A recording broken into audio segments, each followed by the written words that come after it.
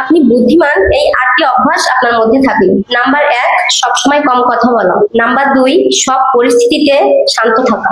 Number 3, একা থাকতে পছন্দ করা। নাম্বার 4, তর্ক করে সময় নষ্ট না করা। নাম্বার 5, বোকা মানুষদের এড়িয়ে চলা। নাম্বার 6, জীবন নিয়ে অভিযোগ না করা। নাম্বার 7, ঘরের কথা বাহিরে না বলা। এবং নাম্বার 8, বিপদ আসলে তা হাসি মুখে মোকাবেলা করা। পাখি করে আমার বড় জ্বালাতন, সে জ্বালাতে দেখে দেখি জ্বলি সারাক্ষণ। সুযোগ পেলে চতুর পাখি উড়াল দিতে চায়, মনটা আমার খাকা করে ভীষণ যাতনায়।